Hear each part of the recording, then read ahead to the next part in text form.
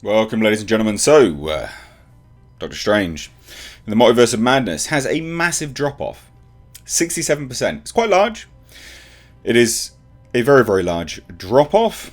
And will this movie now start making serious money? It will struggle to make serious money, and people are running cope. Now, this is just basic mathematics, but the likes of John Campier chooses to tweet out, "Holy shit, people writing to me, oh my god, John, Doctor Strange choked with a terrible second weekend drop of 67%. Why it fell so much? This kills it. It's over." Meanwhile, Spider-Man No Way Home's second weekend drop was 68%. Well, the big difference there is, John, and I'm surprised that no one's called you out on this, is of course that Spider-Man No Way Home made, just insane numbers first week. And then continued to make insane numbers as well. But, John Campier has been quite obtuse in the comments. Doctor Strange, second, dropped more than Batman, even though this was supposed to be Marvel's big multiverse movie. True, it is, actually. So this is a pretty big deal for Marvel, the fact that it's failed in terms of that drop-off point. But again, John Campier unfortunately was being quite obtuse and said, Spider-Man No Way Home also had a bigger drop-off than the Batman, so what's your point? Again, the kind of point is that was a success opening weekend and then continued to have legs moving forwards. The point is quite clear on this entire situation. But let's get into it, because this is still quite comical. Right? So Sunday AM right through, Saturday AM post. So these are the up-to-date figures anyway. Multiverse of Madness had a great fall in its second weekend, down 67% for a Disney reported 61 million take. It's not great. That's pretty bad. 67 or 68%. Now, while that drop is akin to the second weekend declines of recent MCU titles, the uber successful Spider-Man No Way Home, 67.5%, which it is. Black Widow did 67.8%, but that essentially lost money for the studio for all accounts. I mean, it basically broke even, which a studio would see that as losing money. They're not going to be happy with that. Know that all these percentile plummets are not equal. Doctor Strange 2 ranks among the MCU's biggest second weekend box drop-off. There you go. Which includes Black Widow, No Way Home, and 2003's Hulk. But again, No Way Home, huge huge money. So it's not really a comparable element to to compare. Now, the latter was executive produced by Kevin Feige, though not part of Disney's Marvel, which is of course the Hulk.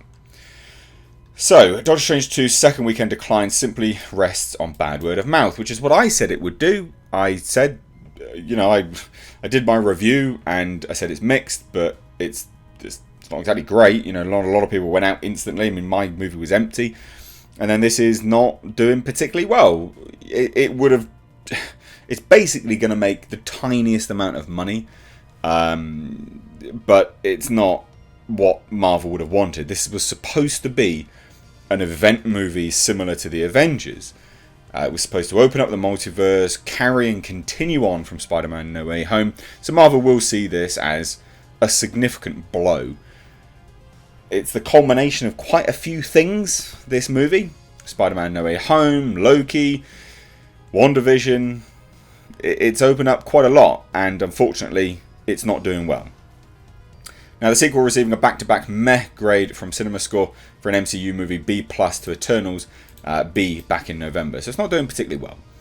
Now, all of this should be a splash of cold water in Marvel's face as they go crazy exploiting IP between features and streaming Disney Plus series.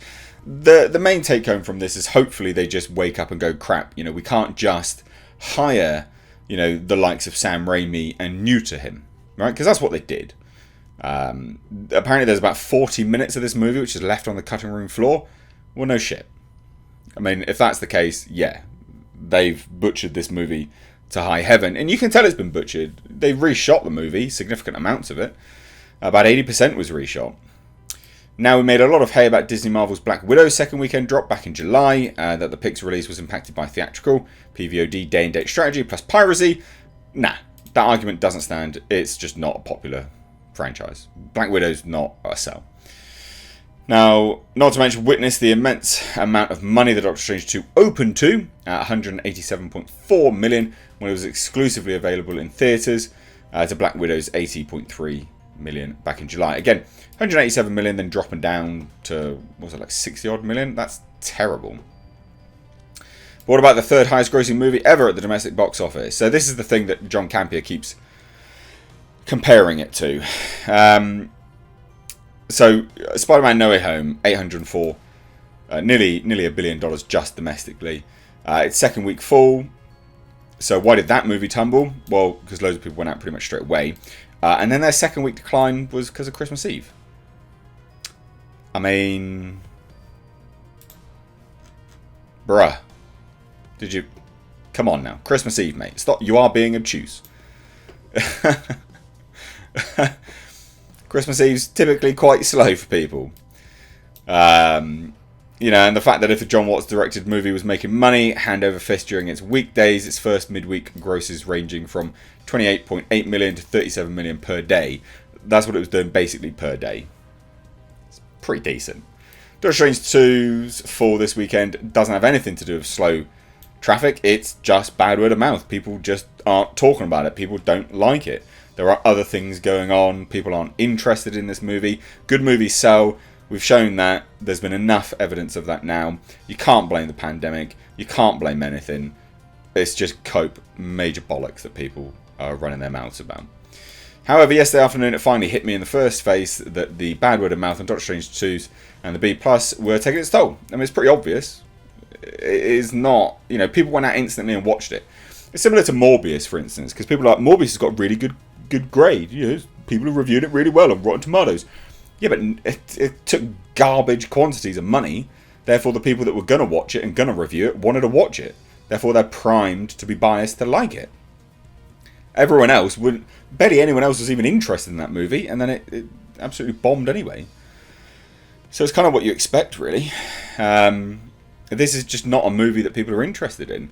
And I said as well, I said that I think the fact that it's a continuation of WandaVision, that's going to hurt the movie. Loads of people poo-pooed it. They said, well, you're talking bollocks, it's doing really well. I stand by what I said what I said, and I meant what I said, and I stand by it. I just don't think this movie is going to be a success. It's been neutered. It's the continuation of things that not everyone's got the money to pay for. Disney Plus. These are all considerations. You can't not consider this as a legitimate argument for it falling down. So I don't think it's done particularly well. But again, you'll have the likes of John Campea saying, well, Spider-Man No Way Home second week drop was 68%. Yes, mate. That was Christmas Eve. You obtuse mofo. Also, perhaps consider checking out my Teespring store. You can find it linked down below in the description box. There's some really cool designs. There's something that you might like on there, and it goes some way to helping the channel out and kind of what I do here, and it's a good way to support and rock some one-of-a-kind merchandise designs. We've got, of course, our favourite Jasper on a Clown World staff, but then we've also got something a little bit unique, the R32 GTR, as well as a JDM Pulsar GTIR. Again, stuff for everyone, bit of fun. Please do check it out down below in the description box.